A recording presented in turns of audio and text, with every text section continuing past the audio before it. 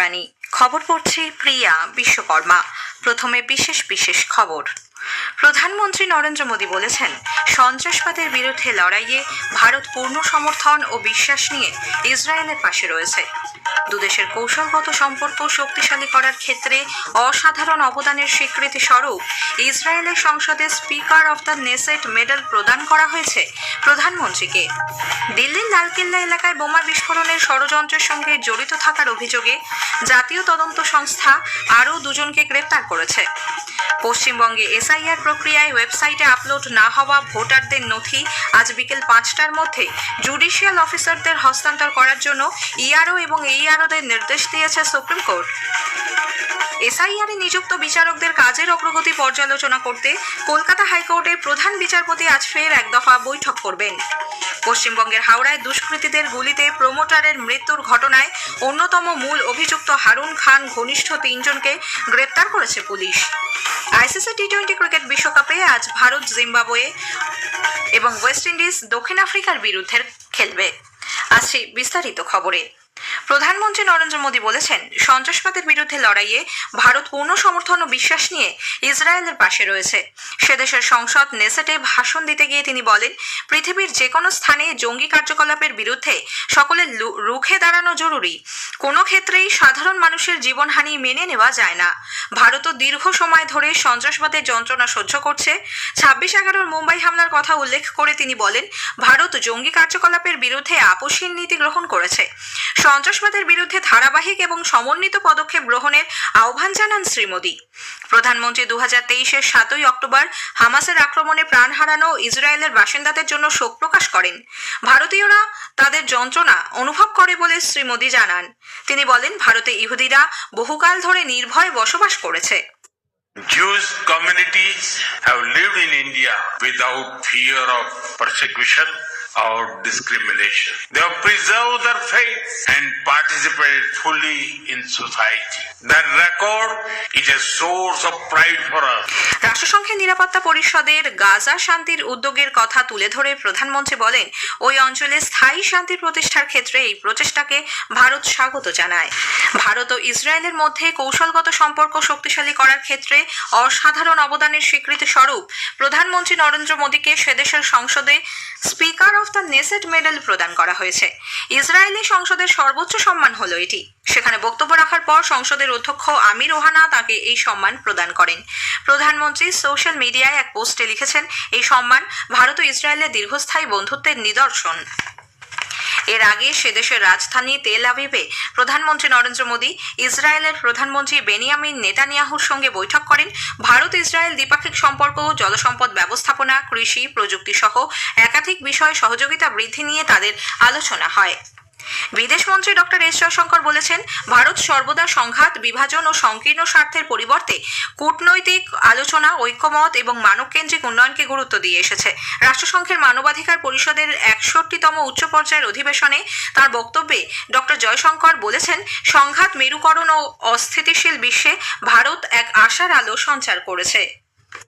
We remain firm and uncompromising in our opposition to terrorism in all forms and manifestations as well. Terrorism is among the most egregious violations of human rights, and there can be no justification, especially when innocent lives are targeted. Confronting terrorism requires collective resolve, and we look at this Council and to the United Nations at large to advocate zero tolerance for terrorist acts.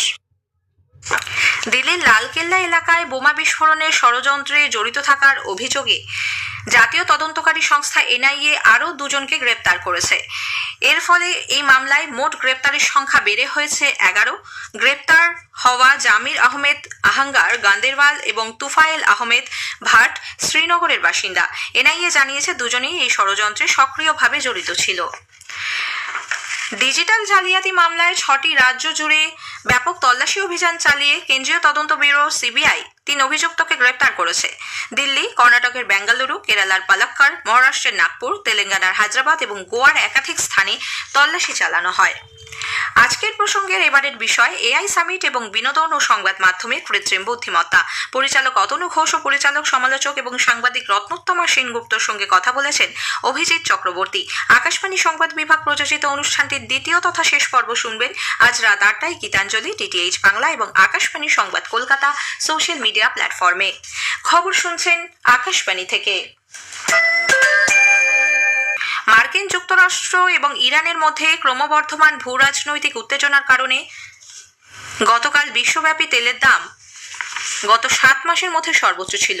লন্ডনে অপরিশোধিত তেলের দাম ছিল barrel প্রতি $71 কাছাকাছি, যা গত বছরের জুলাইয়ের পর সর্বোচ্চ। এসআইআর প্রক্রিয়ায় যে সমস্ত ভোটারদের নথি এখনও ওয়েবসাইটে আপলোড হয়নি, আজ বিকেল 5টার মধ্যে তা জুডিশিয়াল অফিসারদের হস্তান্তর করার জন্য ইআরও এবং এইআরওদের নির্দেশ দিয়েছে সুপ্রিম কোর্ট। নির্বাচন কমিশনের তরফে গতকাল প্রধান বিচারপতি সূর্যকান্ত, বিচারপতি জয়মাল্য বাগচি ও বিচারপতি বিপুল এম পাঞ্চলির বেঞ্চের দৃষ্টি আকর্ষণ করা হলে তারা এই নির্দেশ দেন। শীর্ষ আদালত জানিয়েছে, পশ্চিমবঙ্গে 14ই ফেব্রুয়ারি পর্যন্ত যে সমস্ত ভোটারদের নথি ইআরও এবং এইআরওদের কাছে জমা হয়েছে অথচ আপলোড হয়নি, সেগুলি এসআইআর এর কাজে নিযুক্ত বিচার বিভাগীয় আধিকারিকদের হাতে তুলে দিতে হবে।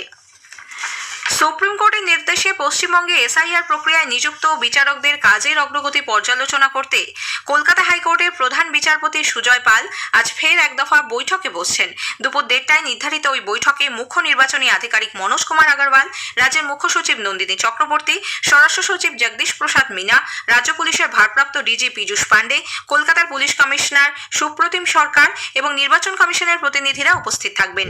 সর্বোচ্চ আদালতের নির্দেশ মতো শুনানি ও নথি পরীক্ষার কাজের অগ্রগতি নিয়েই মূলত আলোচনা হবে। এর আগে হাইকোর্টে এই বিষয়ে 2 দফা বৈঠক হয়। পশ্চিমবঙ্গে আসন্ন বিধানসভা নির্বাচনে আরও 57টি বহুতলে বুথ তৈরির ব্যাপারে মুখ্য নির্বাচনী আধিকারিকের দপ্তর নির্বাচন কমিশনকে প্রস্তাব দিয়েছে। এর মধ্যে উত্তর 24 পরগনায় 16টি, দক্ষিণ 24 পরগনায় 25, দক্ষিণ কলকাতায় 1, উত্তর কলকাতায় 5, হাওড়ায় 4, হুগলি এবং পূর্ব বর্ধমানে 3টি করে বুথ তৈরির প্রস্তাব দেওয়া হয়েছে। 300-র বেশি ভোটার থাকায় এই বহুতলগুলিতে বুথ বানানোর পরিকল্পনা চলছে। এদিকে মোট ভোটারের সংখ্যা এখনও নিশ্চিত না হওয়ায় বুথ পুনর্বিন্যাসের পরিকল্পনা বাতিল হয়েছে বলে খবর। ভোট গ্রহণের জন্য বর্তমানে 80,681টি বুথই থাকছে। হাওড়ার গোলাবাড়ি থানার পিলখানায় দুষ্কৃতীদের গুলিতে প্রমোটার শৌফিক খান ওরফে সফিকুলের মৃত্যুর ঘটনায় অন্যতম মূল অভিযুক্ত হারুন খান ঘনিষ্ঠ 3 জনকে গ্রেপ্তার করেছে পুলিশ। মোহাম্মদ বিলালকে জোড়াসাঁকো থেকে এবং দিলদার হোসেন ও মোহাম্মদ ওয়াকিলকে বৌবাজার এলাকা থেকে পাকড়াও করা হয়। ধৃতদের আজ হাওড়া আদালতে তোলা হবে। এদিকে এই ঘটনায় রাজনৈতিক চাপানোতর তুঙ্গে। কেন্দ্রীয় প্রতিমন্ত্রী সুকান্ত মজুমদার বলেছেন, রাজ্যে পর্যাপ্ত কর্মসংস্থান না থাকায় মানুষ অসৎ পথ অবলম্বন করছে। হিংসা এবং দুর্নীতিকে সমূলে উৎপাটন করার আহ্বান জানিয়েছেন রাজ্যপাল ডক্টর সিভি আনন্দ বোস। গতকাল সাংবাদিকদের মুখোমুখি হয়ে তিনি বলেন, বাংলার ঐতিহ্য রক্ষার জন্য এই দুটি বিষয় নির্মূল করা প্রয়োজন। হাওড়ায় প্রকাশ্যে গুলি করে খুনের ঘটনার তীব্র নিন্দা করেন তিনি। Violence, corruption. These are two inevitable factors which will be rooted out lock, stock and barrel from the body politic of Bengal. The news which you have given me now, I have not studied that. We'll look into that and give a response later. আসন্ন হোলি উপলক্ষে যাত্রীদের মসৃণ, নিরাপদ এবং আরামদায়ক ভ্রমণের জন্য ভারতীয় রেল বিশেষ ব্যবস্থা গ্রহণ করেছে। যাত্রীদের সংখ্যা বৃদ্ধির কথা মাথায় রেখে রেল আগামী মাসের 18 তারিখ পর্যন্ত বিভিন্ন রেলওয়ে জোনে 1244টি বিশেষ ট্রেন চালানোর সিদ্ধান্ত নিয়েছে। প্রয়োজনে এই বিশেষ ট্রেনের সংখ্যা আরও বাড়তে পারে বলে জানিয়েছে রেল মন্ত্রক। ইরান ও মার্কিন যুক্তরাষ্ট্রের কূটনৈতিক আধিকারিকরা দ্বিপাক্ষিক পারমাণবিক চুক্তি সংক্রান্ত আলোচনার জন্য আজ জেনেভায় 3য় দফার বৈঠকে বসতে চলেছেন। যদিও ওয়াশিংটন তেহরানের আন্তর্জাতিক তেল ও অস্ত্র আমদানি রপ্তানির ওপর নতুন করে নিষেধাজ্ঞা আরোপ করেছে। ভারত আজ টি-20 বিশ্বকাপের সুপার 8-এর ম্যাচে জিম্বাবুয়ের মুখোমুখি হবে। চেন্নাইয়ের এমএ চিদাম্বরম স্টেডিয়ামে খেলা শুরু হবে সন্ধ্যে 7টায়। অন্য ম্যাচে আহমেদাবাদের নরেন্দ্র মোদী স্টেডিয়ামে ওয়েস্ট ইন্ডিজ দক্ষিণ আফ্রিকার বিরুদ্ধে খেলবে। খেলা শুরু হবে দুপুর 3টে। শেষ করার আগে খবরের বিশেষ কিছু অংশ আরও একবার। প্রধানমন্ত্রী নরেন্দ্র মোদী বলেছেন, সন্ত্রাসবাদের বিরুদ্ধে লড়াইয়ে ভারত পূর্ণ সমর্থন ও বিশ্বাস নিয়ে ইসরায়েলের পাশে আছে। পশ্চিমবঙ্গে এসআইআর প্রক্রিয়ায় ওয়েবসাইটে আপলোড না হওয়া ভোটারদের নথি আজ বিকেল 5টার মধ্যে জুডিশিয়াল অফিসারদের হস্তান্তর করার জন্য ইআরও এবং এইআরওদের নির্দেশ দিয়েছে সুপ্রিম কোর্ট। খবর শেষ হলো। এরপর স্থানীয় সংবাদ 10টা বেজে 10 মিনিটে।